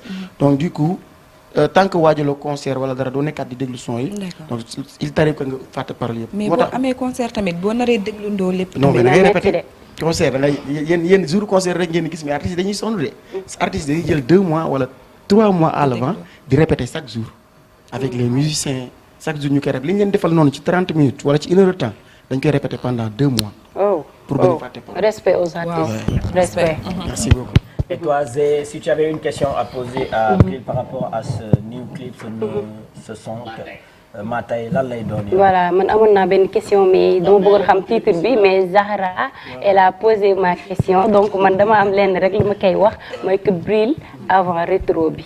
mooy avant mooy comme yi ñu wax fii léegi nekkoon na son yoo xam ne dafa marqué àdduna bi yëpp ba tax na ñëpp tey jii boo waxee Bril genre son yooyu lañ lay génneel parce que tey jii man son boobu su ma koy déglu dama am ay souvenirs yoo xam ne dafa ma koy plongé te bëri naa si ay moroom Bril nag lenn rek la ñu bëgg nga defal ñu ko nga defalaat ñu ko genre nga woyalaat ñi li nga xamante ni mooy rétro yi même su bekkee benn live nga mayaat ñu ko parce que daf ñu dundloo suñu genre man daf may rappeler lu bëri surtout jamono yu may jàng lycée yéen ndeysaan des souvenirs su ma daan jàng ma takk sama écouteur teg son Bril yi affaire yi dama ko doon teg leen yi sooy daal suñu sañoon nga mayaat ñu ko quoi nga mayaat ñu ko. dama leen di may lu daax loolu sax parce que question bi nga posé c'est une question très importante parce que am na ñu bëri ñu may wax même chose. ñu bëri ñu may wax même chose ne ma sa carrière sa prime mooy jamono yi nga doon def son yooyu noonu. et il faut le refaire.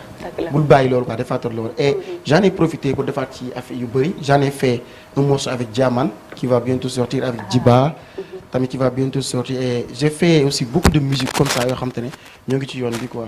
tey bon Matay c'est un morceau que j'avais fait depuis très longtemps et musuma ko woon génne. parce que ci diggante bi y a eu beaucoup d'obstacles j'ai arrêté la musique. et je me concentrais seulement sur les autres artistes mais kenn gisatul woon Bril muy génne son. Ouais, parce que des fois bon nous si on est des personnes. on a des familles ma mère était malade après elle est morte. di ko ñaanal yàlla na ko yàlla xare àjjana. donc loolu moo gënoon tax tey ma gën a arrêté. donc après quand bi ma jëlee Matay c'est un son qui était déjà fait rek ma jël ko rek. def nga ko bu yàgg quoi da nga tourner clip bi comme ça. def naa ko mais c'est réussi macha allah. ok donc avant que ngay ñëw si li mu la laaj son bu mu la laaj damay wax Pape à la régie il y a une bande annonce qui doit passer tout de suite donc ñu jàllale ko rek et puis juste après revenir bien sûr pour les 30 dernières minutes qui nous restent Pape à la réalisation si c'est bon mode tabaski ñu dem et puis après ñëwaat.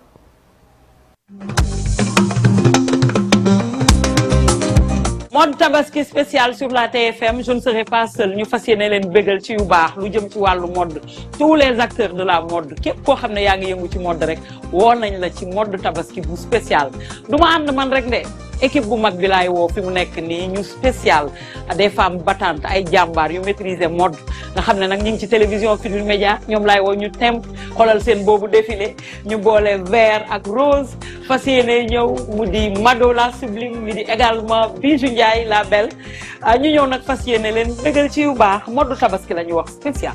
mode tabaski spécial ni ngeen ñu gisee ni xam ni rendez-vous bu exceptionnel boo xamante ne yéen les adeptes de la mode ak ñi bëgg a gis lu baax ni ngeen ñëw gisaat ci ndax ay défilé ak ay kéemtaan yoo xamante ne dina nar a am ci mode tabaski 2026. lu ñuy wax yéex ñàkk rombati récc. waaw ñu toogoon di seetaan ba fu mode korité bi raw leen rëccu ngeen ko donc tabaski bi ñëw na vous avez l'occasion de venir montrer seen ay créativité li ngeen di def mu gën a rafet fii lañ xewee les meilleurs seront là de toutes les manières donc ñëw leen ngeen indi seen ay modèles bu ko defee Sénégalais yi teel a toog teel a seetaan daal di tànn seen ay modèles ndax fii lépp luy xew ñun ñoo leen koy wan da ngeen di seetaan fii ba pare soog a sañse soog a jënd yi ngeen di jënd pour dresser table yi yëpp xeeñal neex kër yi lépp lu rafet daal ak lu baax fii lay xewee ci mode tabaski sur la télévision Futurs Médias. ni nga ko waxee noonu la Bijou damay woo xale yi nag ñoom la ñuy woo nag ndax ñoom ñu fas yéene àndandool ndax dañuy def mode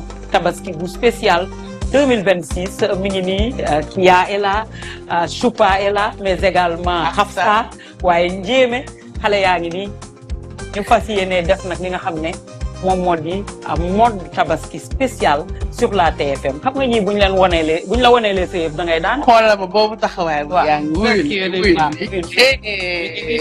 ñu may leen défilé de mode rek ñamalaat leen ko rek war a dox. mode tabaski 2026 sur la TFM.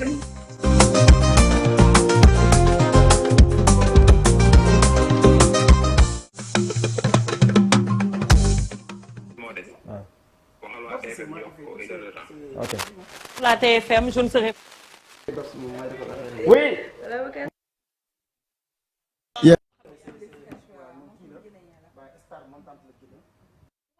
rek de équipe bu mag bi laay woo fi mu nekk nii ñu spécial des femmes battantes ay jàmbaar yu maîtriser mode nga xam ne nag ñu ngi ci télévision Futurs Médias ñoom laay woo ñu temp xoolal seen boobu défilé ñu boole vert ak rose fas yéene ñëw mu di Mado la sublime mi di également Bijou Ndiaye la belle ñu ñëw nag fas yéene leen dëggal ci yu baax mode tabaski la ñu wax spécial.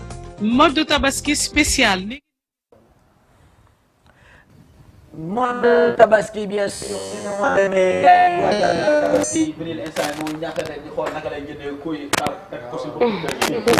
xale jigéen ñi ñoom ñoo ngi wàcc seen sañse ku si ñoom Zeyna ñoom xam naa dinañ ñëw si loolu mode tabaski bi parce que yow ku bëgg a sañse nga yow mu lay gis si tuddam sa jour nommé ay sañse yu bees maanaam may waajal tabaski mu demee noonu. ça.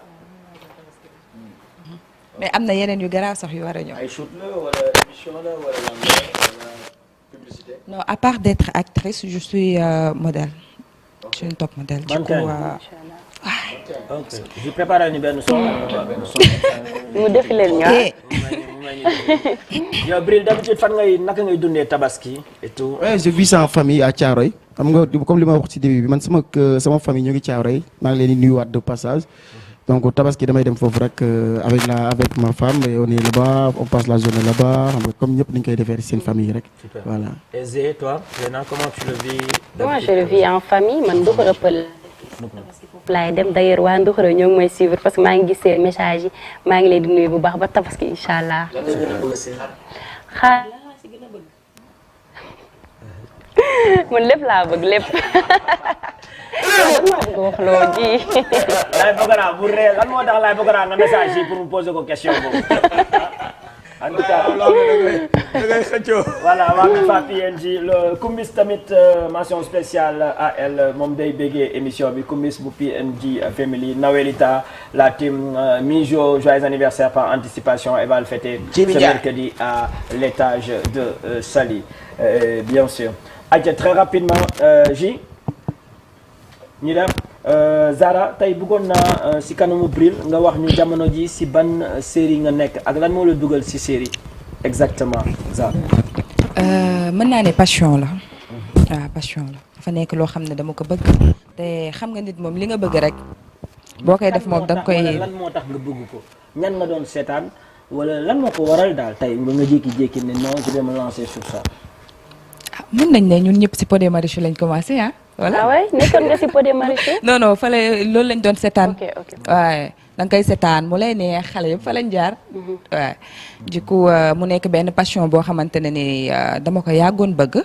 donc ma réaliser ko mais à part série maa ngi commencé ci clip bi. si clip bi. clip yi waaye. ok du coup j'ai tourné pas mal de clips. j'en ai tourné 2 avec Wally. Wally même. waaw 2 mooy kii bi sexy boy bi ak décès bi. ah yaa nekk femme bu rafet boobu nekk si clip bi ah macha Allah. du coup 2 aussi avec Viviane ainsi que Jaman c'est mon cousin. waaw j'ai tourné avec lui mën naa ne moom laa njëkk a tourné nag. moom ma njëkk a dugal si ay affaire clip affaire foot bi la woon je pense waaye clip bu foot bi. moom laa njëkk a tourné j'ai tourné 2 avec Wally 2 avec Viviane ainsi que Pape Birahim ouais, et le Mauritanien là il s'appelle comment encore Babs Oji aussi Aliou Mbaye Nder ouais, Pagaye Mbaye Sabel donc macha allah donc si clip bi nga jógee et puis après doon actrice il y a combien d'années 2022 waaw j'ai commencé ci benn maison production bu nekk fële bu tuddoon Banjoli Banjoli waaye ça c'est au Marodi ça c'est au Marodi. waaye mooy sama. mais sa début série bi njëkkee sa début ba pare fi nga njëkk waaw dama commencé si benn maison de production bu tudd Banjoli production. Banjoli waaye fa laa commencé jouer fa rôle doom si Awa Yaay 2.0 waaye bi ma paree si loolu ma joué waat fa aussi jabaru jàmbur ma amoon fa jëkkër am far mais dafa am lu ko waraloon. am jëkkër am far. waaw mais dafa am lu ko waraloon jëkkër ji daa am lu mu nëbboon moo tax. yow loolu gars yi dañ koy dund loolu am na ñu koy dund fii. ah am jëkkër ba pare am far. non. si série bi yow yaa amoon jëkkër en même temps ci série bi waaw j'étais l'actrice Non, mais principale am na du ñu koy coup ay waay pii bul ma dugal. waaye c'était ça.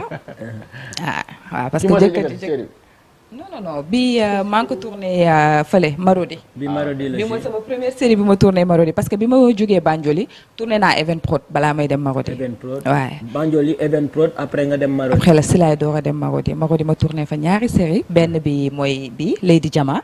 beneen bi mooy série Canal bi ñu collab ak Marodi Pulaar muy Jombajo là aussi j'étais l'actrice principale. foofu loolu la ak tukulóor. waaw tukulóor la ñuy dégg nga bu baax.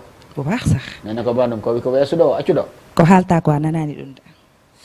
kii dañ lay jëw de tey am naa sama mbokk. Lady Jima moom la pot bind na. exactement. ok donc tu as réalisé 2 séries là-bas au niveau de Marodi. ouais. fan mooy gën a fay si gars maison de produit. bul ma dugal. Evenprod bul ma dugal wala Banjoli ban moo si ëpp aspect finance si yi nga jot a tourné fan nga si gën a gis. mooy gën a fay rek. dafa mel ni ma ne ban club rek moo gën a. non ñoom ñëpp ay fay wax dëgg fa yàlla ñoom ñëpp ay fay donc nit ku nekk da ngay xool li la arrangé rek. ak série bu la lancé parce que nit ku nekk mën nga jaar fu ne ah. mënoon naa sax commencé à l'extérieur ma ñëw fii am fi benn série boo xamante moom moo may lancé mën naa ne man Lady Jama moom moo ma lancé parce que c'est grâce à Lady Jama moo tax ñu bari tey ñu xam ma. ba tey su ma génnee du ma dégg Zahra du ma dégg Awa du ma dégg Mama. aji laay dégg voilà aji laay dégg donc ñu si ëpp aji lañ may woowee ak dernière série bi ma fa tourné aussi ñu bëri di ma woowee Dalanda donc voilà.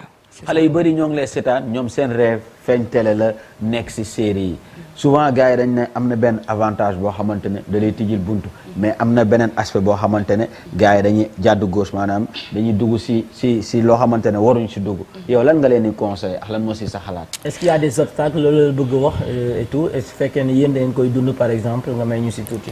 en tout cas man sama jëmu bopp man dund ma si dara loo xamante ne ni dina tax ma rëccu li tax ma dugg si.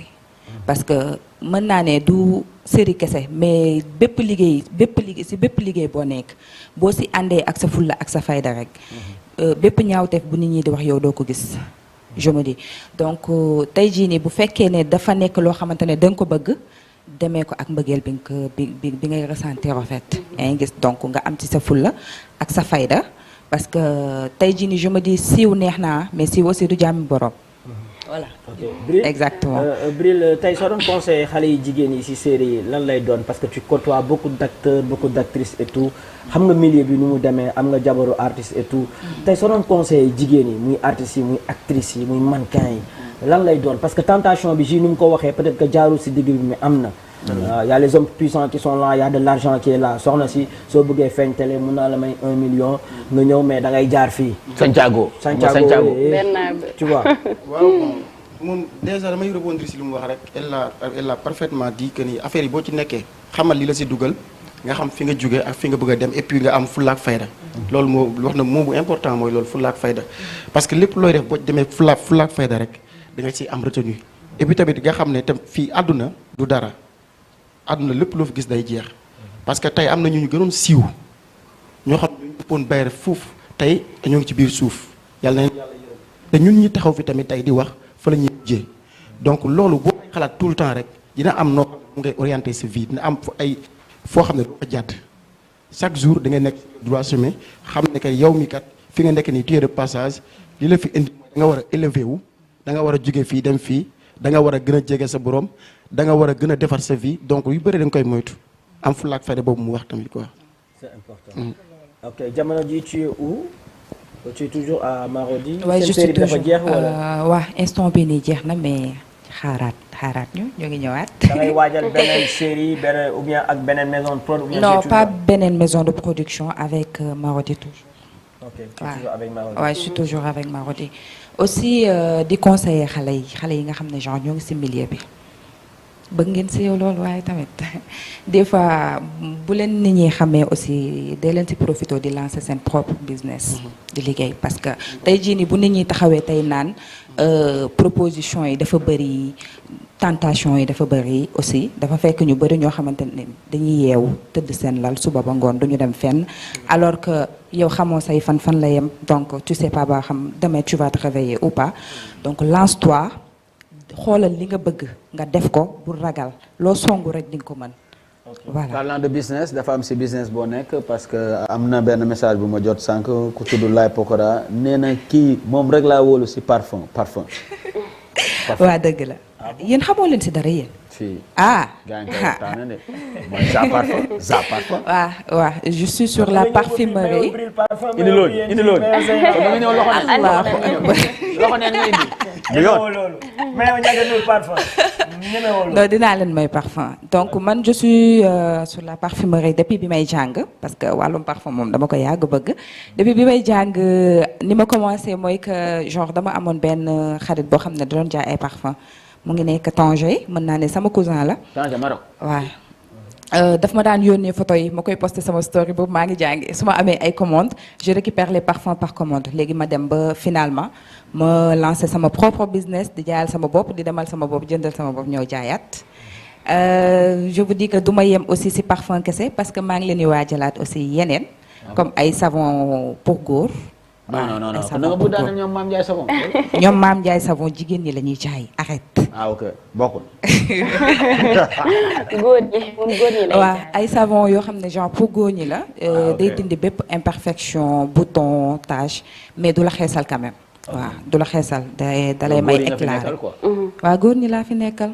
yéenay samay xarit. Macha Allah. C'est important. Aïcha, on va faire un peu de musique avec Bril. Elle a demandé des sons tout à l'heure. Est-ce que Bril, tu peux te mettre au milieu? Et puis avec la complicité des DJ. On nous signale que aussi il y avait deux femmes qui devaient venir, bien sûr les Madame Noro. Donc ñoom jamono ji ñu ngi si yoon mais comme que ay jigéen lañ préparation jigéen day jël temps. jamono ji ñu ngi si yoon ñu ngi woote léegi puis mbaa émission bi jeexagul. alors ñaari femmes la yoo xamante ne dañu am jëkkër ay aawala ak ay ñaareel. mais dañoo complice ñoom ñaar seen complicité. Bril gars yi ñëpp a koy waxtaan. elles sont influenceuses aussi. ku nekk yaa ngi embrassé des millions de followers ñoom fi waroon teew ñu ngi si yoon donc ñu ngi am yaakaar ne dinañ fi egg si avant 13h parce qu'il nous reste 15 minutes d'ici la fin de l'émission moom Noro mooy jëkkër ji dafa ut appartement bu ngand si appartement bi ku nekk mu jox la sa chambre lundi ba mercredi su ayee fii beneen yeneen jours yi mu ayee si ñaareel bi mais ñoom nag dañoo jël décision ne loolu arrangé wu leen li leen arrangé mooy jël benn chambre bokk ko ñoom ñett voilà léegi tey balaa émission bi bëggoon naa vraiment suñu ñëwee ñu wax ñu lan moo waral loolu ak est-ce que jëkkër ji d'accord na loolu tamit Bril xaw ma lan moo si sa xalaat si loolu. maa bëri kersa quoi. non Bril defe naa benn rek la am de benn nga am wala. ok benn rek la am. mais am na droit am quatre. non si benn doomu lay si benn nga yow. benn doomu lay ay ca Bril am na puis fàttewuñ la. waa frère Guissé kii nee na hello félicité ma Bril et du li que bëgg naa def ak moom dara man la Cheikh bu frère Guissé ah les frères Guissé. ñu ngi lay shut up di la big up ah. super Aïcha Bril on y va avec la diva fan nga bëgg ñu dem. ah xam nga rek. tout a commencé. Aïcha loolu moom souvenir yi may def. Bril et son DJ G. Let's go si c'est bon di rappeler que Momo Dieng prépare un événement ce week-end aussi dinañ si ñëw tout à l'heure. di ko may képp ku bëgg son bi di ko may samay fans di ko may waa number one Bril. Tout a commencé quand nos regards se sont croisés. Il a renversé mon cœur, il l'a fait chavirer.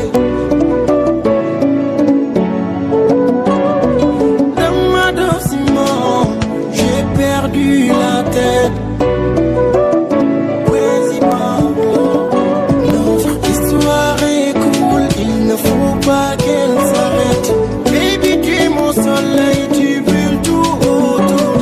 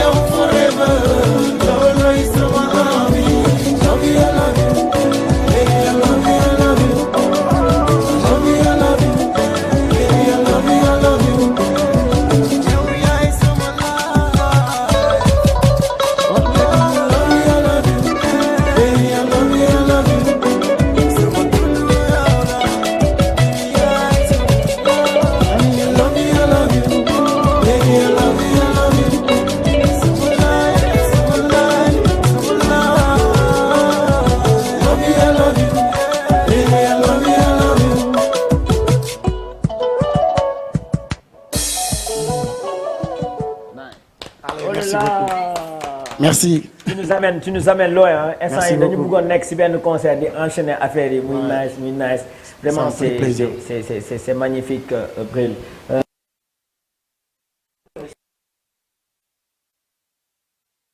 Merci beaucoup. Bril mun nga delluwaat bien sûr nga ñëwaat alors Pape il y a Momo Dieng bien sûr qui a un événement ce week-end donc si c'est possible Pape nga may ñu benn affiche rek boo xamante ne Momo Dieng bu Prince Art la famille Ndour ñoom Tata Ngone et tout donc am nañ benn événement ce 3 mai c'est à ne pas rater c'est au niveau de la terrasse du COP 21 hein. Momo Dieng en spécial live le 3 mai c'est à partir de 16h l'entrée est fixée à 15 000 francs bien sûr Momo Dieng on vous invite c'est à ne pas rater Momo Dieng de Prince Art allo la team ñëpp a ñuy seetaan jamono yi mention spéciale à vous alors les perspectives de Bril dans l'immédiat ak dans le futur c'est quoi exactement Bril lan mooy ay perspectives am ñu ngi 2026 bientôt l'été et tout est-ce qu'il y a un album prévu de ton côté est-ce qu'il y a un album prévu de la part de ta femme aussi ak concert bu nga xamante ne dund ngeen ko Kolda à guichet fermé stade lëm xale bu ndaw Dieyna Baldé lan mooy doon suite bi après loolu. Oui, bon, d'abord je vais rebondir sur le concert de Dieyna Kolda qui était un événement magnifique et réussi yéen aussi ngeen jàpp si sànq maa ngi koy signalé def seen présence te ñëpp xam nañ Kolda ak Dakar nu mu soree ak Kolda nu mu tàngee ngeen bàyyi lépp ñëw loolu ça montre que suñuy nit ngeen. Vraiment ñu ngi leen di remercier waat bu baax. Et puis di remercier la population de Kolda ñi nga xam te tey ñoo jàppale seen doom tey Dieyna moom dafa ñëw ñëpp toog seen kër mais dañoo génn ñoom ñëpp massivement jàppale ko. supporter ko malgré que y avait amoon na quelques problèmes techniques mais dañ ko supporter toog xam nga ba concert bi jeex ñëpp àndandoo ñibbi vraiment ñu ngi leen di remercier bu baax a baax te di leen xamal ne tamit Dieyna Kolda kese la am et que bu ko neexoon mu ne fii la Dakar lay tëgg mais dafa dem ba Kolda pour tëgg fa et aujourd'hui daf ko def événement boo xam ne annuellement day am chaque année incha allah day am te day gën a di màgg chaque année dañuy di ko gën a màggal di ko gën a ngandal képp koo xam ne xam nañ ko comme musicien et puis dañ lay bëgg a yóbbu Kolda chaque année incha allah rabbi donc suñu jógee si loolu bon man maa ngi waajul si lu mel noonu parce que c'est ma femme qui m'a inspiré xam nga d'habitude jigéen ñi ñoom ñooy suñuy force ñoo ñuy teg si code elle m'a inspiré et je me suis dit que voilà madame ce que tu as fait à Kolda là je vais faire ça à Thiaroye man Thiaroye laa juddoo je vais dans la banlieue nekk sa base daal nga wane sa bopp jaar Thiaroye Diamaguène Pikine Yeumbeul foofu laa fowee aujourd'hui damay waajal benn festival boo xamante ne maa ngi koy teg foofu noonu ci vacances yi 3 jours lay nekk comme ni Kolda amee woon te day nekk un festival socio-culturel et éducatif dina am journée boo xam ne formation la am journée boo xamante ne volet sanitaire la am nag jour concert bi ma fay invité tous les artistes avec qui j'ai travaillé yéen may profité di leen fa invité ci mois d'août bi lay nekk et puis dafay lancer waale sama beneen album mooy li ma wax fii léegi un album où il y aura des artistes il y aura ma femme oh là là comme voilà il y aura Diamane il y aura Djiba il y aura aussi beaucoup d'artistes surprises incha allah may profité ci événement bu du ko génne waale sama jabar aussi mu ngi si album tamit bu doy waar mu ngi koy waajal et bientôt dina génne benn clip boo xam ne moo koy annoncé. oh c'est super mais nga nekk artiste am jabar artiste loolu yomb na saa waay. waaye yomb naa parce que pour man c'est une bénédiction. téléphone yi di sonner tout le temps et tout fu ngeen romb ngeen war a am vie privée. du ko am moo tax après ñu comprendre te xam nga tey su fekkoon nga nekk koo xam ne du artiste. am na lu bëri di ko mën a comprendre comme li nga wax léegi téléphone yi sonné occupé bi. répétition yi fii ah boy yow wàccagu 3 heures du matin jot na dama la soxla. yàlla moo dogal on a le même travail et on se comprend parce que li may dund lay dund donc c'est une personne boo xam ne c'est une personne formidable sonalu ma si dara lépp li nga xam ne dama koy def da ciy nekk derrière. man aussi tamit saa bu nekkee ci projet damay arrêter tous mes projets parce que du ma bëgg affaire yi mélangé wu. y a un proverbe qui dit que sooy dàq ji ñaari lapin du jàpp benn. il faut nga bàyyi benn bi topp benn bi donc moom su nekkee ci dara man damay bàyyi lépp supporter ko ànd ak moom ci lépp moom aussi su ma nekkee ci dara noonu lay def vraiment ñu sant yàlla quoi di ñaan waaw yàlla nit ñi ñaanal ñu xam nga. yàlla mosul ci cat waa Cour Sainte-Marie de Hann ñoom ne nañ dañu am kermesse le 9 ak le 10 mai dañ la bëggoon invité ci seen kermesse bi cours Sainte-Marie de Hann ñu ngi seetaan le 9 ak le 10 mai léegi dañ doon laajte est-ce que mën nañ am sa contact. pour yow ak sa jabar ngeen bokk si seen ay invité d'honneur foofu au niveau des Maris. y a pas de problème maa ngi leen di jox numéro bi mën nañ ko jël. 77. 321. 321. 88. 88. 39. 39. waaw. ok donc waa Maris mu ngi noonu 77 321 88 39 le numéro de Bril pour vos prestations ainsi que toutes les grandes écoles bien sûr de Dakar. Quel sera ton mot de fin à toi Zara? xanaa di leen remercier rek bu baax a baax a baax parce que maa ngi yéen yàgg na donc je pense que lii yëpp confiance la en fait même bu fekkee du plateau bi aussi à chaque fois damay gis seen ay message ngeen may encourager di ma féliciter si lépp lu ma dugg donc juste pour vous dire que je vous aime plus que vous m'aimez. Et en dehors de ça tu es une grande présentatrice présentel nga ñu benn concert bu ngand au niveau de Joal. ay allez merci beaucoup. Aïcha pour te suivre tes réseaux sociaux lan la fan la. samay réseaux sociaux je pense que yëpp benn tour bi moo si nekk Zahra Touré du Bas Aïdara 23 que ça soit muy Instagram TikTok Snap voilà ñetti réseaux yooyu laa yor. Chérif la tudd ah Chérif nee na moo ngi lay seetaan si fan si la bokk. Chérif mooy un jeune. waaw Chérif nuyu naa la Chérif jantal boo yaay kontaan nañ ci yow. tey pour am bëgg ay publicité suñu la bëggee contacter nu ñuy def. sama Snap wala sama numéro commercial ñu si ëpp foofu lañ may contacter. numéro commercial ñaata. mooy 77 305 80 03. 305. 80 03. 80 03. Ouais. Ok gars yi ñoo ko déggandoo tu fais un coucou à qui. je fais coucou à ma maman. En train de suivre. Ok super Zeyna toi tu vas clôturer comment. et naka nga gisee déjà suñu ñaari invité yi tey. oh macha allah j'ai adoré parce que déjà ngeen invité sama artiste muy Bril nga xamante ni depuis temps booy dama ko doon déglu voilà di déglu ay son tamit Zahra aussi je l'ai connu à travers Lady Jama elle a assuré rôle bi ñëpp ko bëggoon tellement que rôle bi nu mu ko joué dafa jaar yoon franchement yaa ngi si yoon bu baax bi je t'encourage Bril aussi ñu ngi xaar Bilim Prime de rôle aussi ñu ngi koy xaar. émission bi su jeexee day def benn snap de pour. bien son bu bees bi bien sûr loolu la ñuy def. alors di leen remercier xam nga mënul ñàkk yéen moom sama jumeau yi il faut me remercier leen à chaque fois di leen ñaanal di coucou à ma famille ñi nga xamante ni toujours ñooy samay premiers fans ñooy samay premiers supporters ñoo ngi toog di ma seetaan coucou à la famille Sow coucou à waa Nduxura yëpp coucou aussi à ma petite maman gros bisous je t'aime beaucoup. Tu as un programme au niveau de la TFM désormais. tous les lundis et les vendredis. fii laay ñëw tous les lundis yéen ni xam ngeen actuellement ñoo ngi waajal li nga xamante ni mooy coupe du monde bi andi leen actualité des Lions actualité ci football bi aussi ñoo ngi waajal li nga xamante ni mooy Ligue des champions bi xaar leen ko tous les lundis et les vendredis fii ci TFM ci émission fii la à partir de 18h. PNJ invité la il y a une semaine fii ci télé bi c'était ta première à la télé. Ouais, c'est récemment. nga jóge foofu lendemain bi ñu ne la désormais on te veut tous les lundis tous les vendredis naka nga ko dundee ba nga yëgee nouvelle bi yow ak sa famille. parce que lii dafa mel ni recul la comme benn joueur bu ñu jaay Chelsea wala kii. c'est vrai TFM bu mag bi ngay animé léegi TFM bu mag bi ñëpp kontaan parce que franchement dafa nekk loo xamante ni sama rêve la woon loo xamante ni boo leen seetloo maa ngi leen ko doon wax mooy ba ngeen di def seen émission Hello Ado man moment yooyu laa leen doon seetaan ma ne jumeaux yi un jour viendra dinaa taxaw ak ñoom def ko émission parce que dama ko yàgg rêve tey jii ngeen réaliser sama rêve ma ñëw fi def émission semaine passée yàlla def gars yi gis ma voilà ñu programme ñu boole ma ci TFM donc remerciement yëpp si yéen la quoi. sama famille moom dañuy jubiler de jour en jour dañoo kontaan ci loolu. merci à Ndiaga Ndour merci pour la confiance aussi. Cheikh Oumar Bass moom tey la anniversaire am Cheikh Oumar Bass ñu ngi lay wax un joyeux anniversaire borom Woro Sogi mention spéciale gis nañ li ngay def aussi pour tous les jeunes sénégalais de la part de Top. Alors sur ce jeudi PNJ ñu ngi lycée mixte Maurice Delafosse pour leur cérémonie d'ouverture. Vendredi bi ñu ngi lycée Kennedy pour cette cérémonie d'ouverture.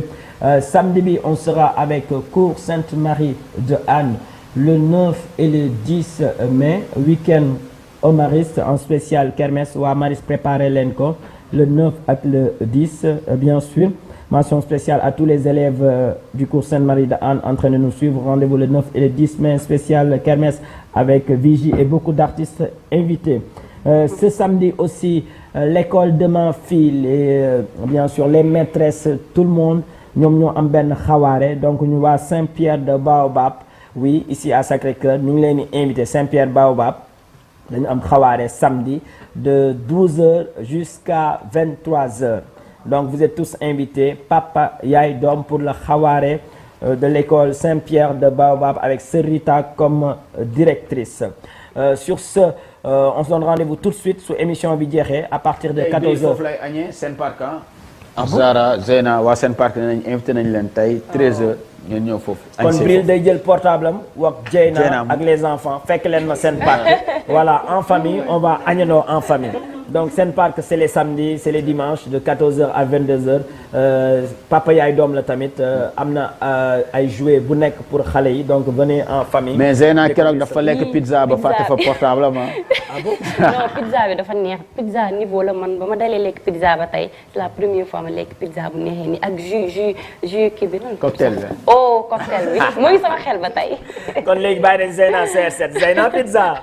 Aïcha J, quel sera ton mot de fin? Voilà donc nous les PNJ chaque week-end on est là-bas au niveau du Sen Parc de 13h jusqu'à 20h bien sûr Sen Parc te nga xamante ne moo ngi en face Seydou Nourou Tall amenez vos enfants bien sûr ngeen leen di génne week-end bi ça fait du bien et tous les mercredis on est à l'étage de Saly bien sûr à Mbour waa Jant Beat Festival ñu ngi leen di invité ce soir à partir de 22h bien sûr avec Jaman il y a pas mal d'artistes Viviane El Jazz ñooñu foofu ak Bess As the Best voilà les Twins Lions aussi donc vous êtes tous invités avec waa Jant Beat Festival. Merci beaucoup, mesdames et messieurs. On est à 1 minute de la fin de l'émission. Nous remercions ces personnes qui sont derrière. On les voit jamais, mais ñoom ñooy réaliser suñu émission. Ces preneurs de son top, le réalisateur Pape ñi nga xamante ne ñu ngi Almadi lu ñu wax fii ñoom ñoo koy diffuser Almadi Sénégal ñëpp di si jot Afrique di si jot monde entier di si jot. Karim le mannequin de la maison ñu ngi koy béggee encore une fois. Ron côté décoration merci à lui. Benn jigéen boo xamante ne mu ngi tudd Mami bàyyiwul depuis 5 ans 6 ans bëgg na jiib lool. voilà donc fu ji defee émission mu ñëw fa moom moo fay fajaru daal di sax mu ne su tilimee mu ne daal di dama koy fomp donc mami bu Almadi ñu ngi koy béggee bu baax mu ngi dundee yaakaar ba léegi j'espère que ji doo tas yaakaaram merci à tous c'était puis maa tey foo ñu tëjee ak moom maa tey ñu dem maa tey Pape si c'est bon maa tey bi moom Pape bay ñu maa tey bi